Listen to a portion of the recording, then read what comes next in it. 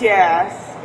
So just step away from step away. Don't touch it. Don't from touch me. him. Don't touch him. Step away from me. If you touch him, then you are going to jail. Simple as that. In the cold, sterile light of a late-night parking garage, a situation spiraled rapidly out of control. What began as a call for medical assistance was quickly descending into a tense standoff, pitting a distressed young woman against the very people sent to help her. The scene was chaotic, a tableau of confusion and rising tempers. On the ground sat Bella, her body language a clear signal of defiance against the uniformed officers surrounding her. Her friend, a young man named Kevin, stood by, his own panic adding another layer of volatility to the encounter.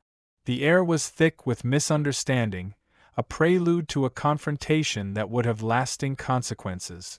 It all started just moments before, when the first responders arrived to a perplexing scene. They found Bella lying motionless on the concrete floor, with Kevin frantically trying to explain the situation to an officer whose body camera was already rolling, capturing every disjointed word. The officer's initial questions were standard procedure, an attempt to cut through the noise and establish a baseline of fact. He wanted to know who they were, what had happened, and most importantly, if Bella was breathing. Kevin, however, was a vortex of anxiety. His focus was split between his friend's alarming condition and another, stranger problem: his car had vanished. He explained that he had parked it right there, and now it was simply gone. This bizarre detail immediately complicated the narrative. To the officer, Kevin's frantic talk of a missing car sounded like a distraction, a potential sign of intoxication or dishonesty. He pressed Kevin for details, asking for his name and his relationship to the woman on the floor. Kevin confirmed they were just friends, but his agitated state made him a less than reliable narrator. The officer's skepticism was palpable as he tried to redirect Kevin's attention back to the immediate crisis: his friend lying vulnerable on the parking garage floor. He pointed out that Kevin's priorities seemed skewed, a detail that did not escape the officer's notice. I put my thing. Did she take any drugs Now tonight? it's like my car's gone. She's not in trouble if you say yes, but did she take any drugs I tonight? don't know. My car is gone. Okay. I'm just trying to figure out. The officer's patience was clearly wearing thin. He found Kevin's behavior deeply strange, a confusing mix of genuine concern and what appeared to be evasiveness. He couldn't get a straight answer as to why Bella was in this state. Was she drunk? Had she taken drugs? Kevin's responses were a frustrating loop of "I don't know" and more panicked statements about his missing vehicle. He seemed to believe Bella wasn't in any real trouble, a claim that stood in stark contrast to the reality of her being passed out on the ground. The officer tried to impress upon him the gravity of the situation, that the immediate priority was the young woman's well-being, not a misplaced car. But Kevin, trapped in his own bubble of stress, couldn't seem to grasp this. He gestured around the garage, his hands flailing as he tried to explain the timeline of events, how long he'd paid for parking, and his certainty about where he had left the vehicle. His inability to provide a coherent account only deepened the officer's suspicion and isolated him as a useful ally in helping Bella. The focus of the emergency personnel began to shift away from him and onto the woman at the center of the crisis. As the officers turned their full attention to Bella, they attempted to establish communication. One knelt down, his voice calm, asking for her name. After a moment of silence, she mumbled a response: "Bella." They asked if she could sit up, trying to assess her level of consciousness. For a few moments she remained limp, seemingly asleep or unconscious. But as they persisted, a shift occurred. The officer's gloved hand reached out to check on her, a standard part of a medical evaluation.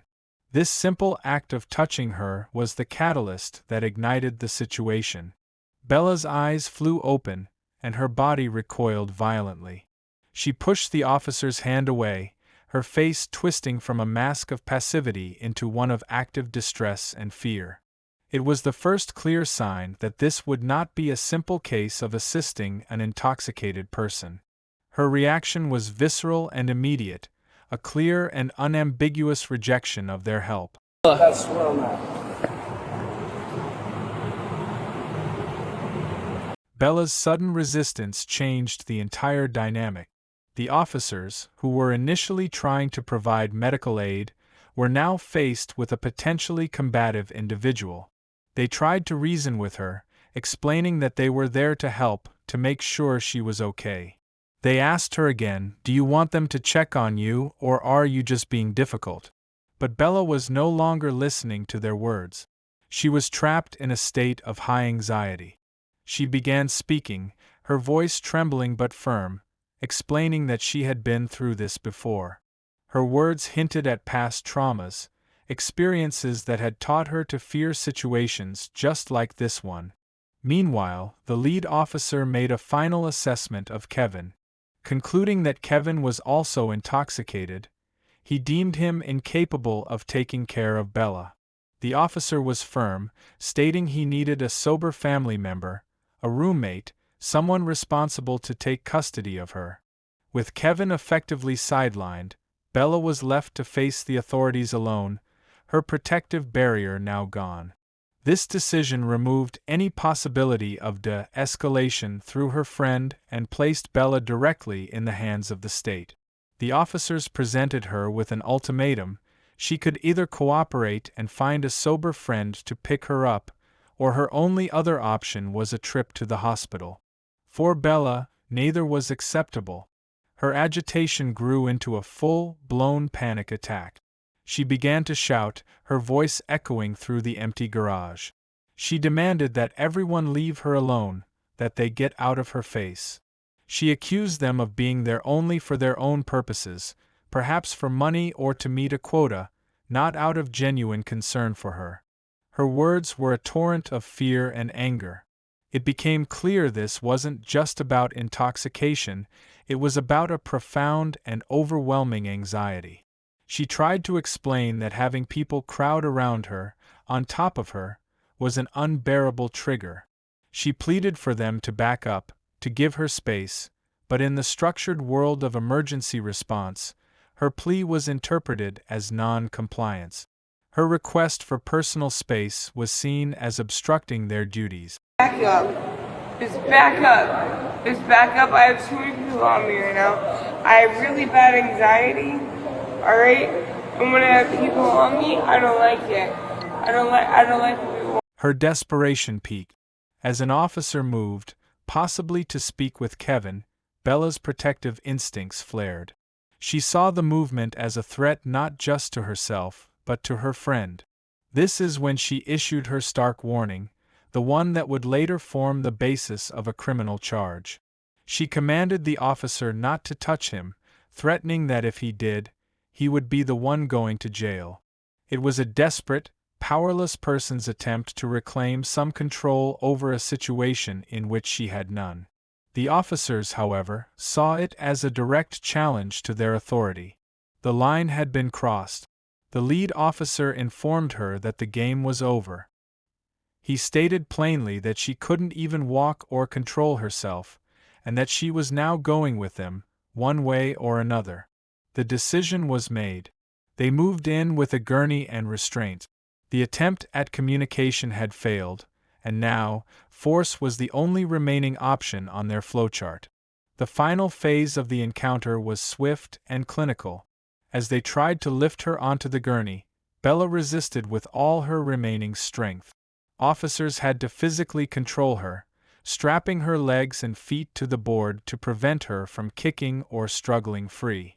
It was a distressing sight, a complete physical overpowering of a person who was clearly in the throes of a severe emotional and psychological crisis. Once she was secured, a neck brace was fitted, and she was wheeled out of the garage, her protests now muffled and futile. She was no longer a person in need of help, but a subject to be transported.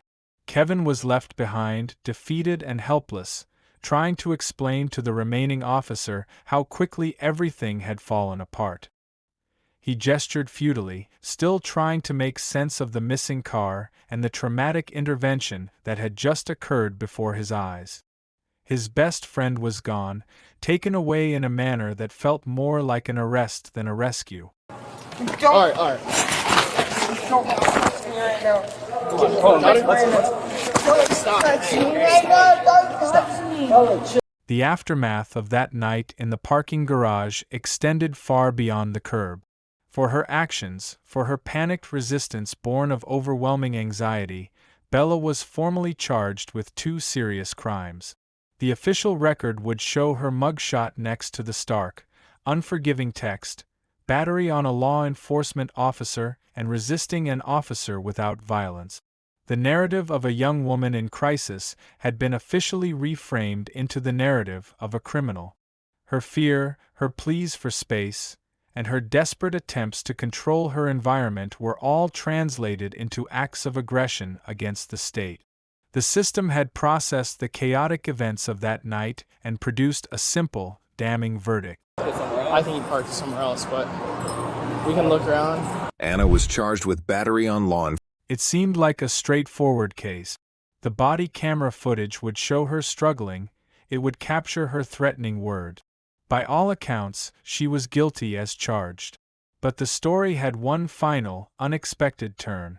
When the case finally reached a judge, away from the heat and pressure of the moment, the official narrative collapsed. After reviewing the evidence, the context, and the circumstances of that night, the judge saw something different. It wasn't a crime scene, it was a cry for help that had been mishandled. In a quiet act of judicial discretion, both charges against Bella were dropped. The case was dismissed. The system that had so quickly labeled her a criminal ultimately, and quietly, acknowledged its own failure to see the human being at the heart of the crisis.